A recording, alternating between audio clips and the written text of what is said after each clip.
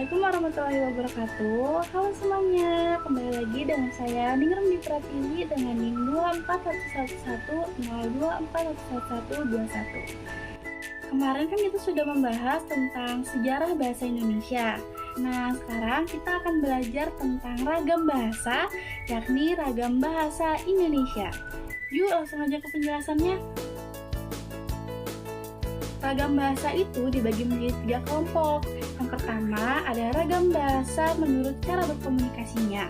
Contohnya seperti ragam lisan dan ragam tulisan. Lalu yang kedua ada ragam penutur. Contohnya seperti ragam dialek, ragam terpelajar, ragam resmi, dan ragam tak resmi. Dan yang ketiga ada ragam menurut pokok persoalannya. Contohnya seperti ragam ilmu, ragam hukum, ragam bisnis, ragam sastra, dan lain-lain. Ngomong-ngomong soal ragam ilmu itu biasanya sama seperti ragam bahasa ilmiah, yang biasanya mengkomunikasikan hasil kegiatan ilmiah seperti penelitian, seminar, lokal karya, dan lain-lain sebagainya. Namun sayangnya, masih saja ada kesalahan pemakaian bahasa dalam bidang ragam ilmu dari segi pemilihan kata, struktur kalimat, struktur paragraf, ataupun penerapan ejaan dan tanda baca.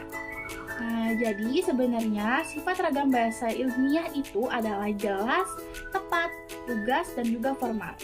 Lalu, ciri-cirinya bagaimana? Nah, kalau ciri-ciri ragam bahasa ilmiah itu pertama ada cendekia, yang artinya mampu mengungkapkan hasil berpikir logis secara tepat. Yang kedua, ada lugas dan jelas. Bermakna lugas, menghindari makna kias, dan harus jelas serta tidak terbelit ya. Yang ketiga adalah gagasan sebagai pangkat tolak. Karena ragam bahasa ilmiah ini menekankan pada gagasan, penulis kalimat aktif perlu dihindari dan cenderung menggunakan kalimat pasif. Yang keempat ada formal dan objektif. Ini artinya menggunakan unsur bahasa formal dan menghindari kata-kata subjektif dan emosional. Ciri keformalan ditunjukkan dengan menggunakan unsur-unsur bahasa seperti kosakata, bentuk kata, dan bentukan kalimat yang biasa digunakan dalam situasi formal dan resmi.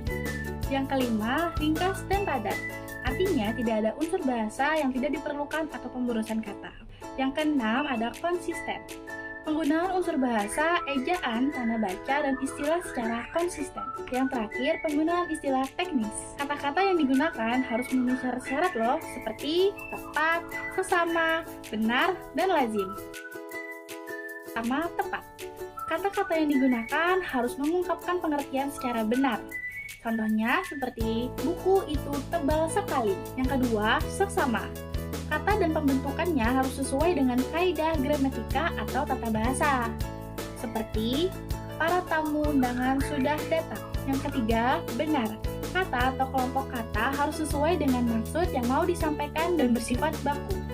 Contohnya seperti, saya sudah mengatakan kepadanya. Yang keempat adalah lazim, yang artinya kata yang digunakan juga harus umum dikenal dan juga sudah biasa dipakai dalam komunikasi, kecuali dalam konteks khusus ya.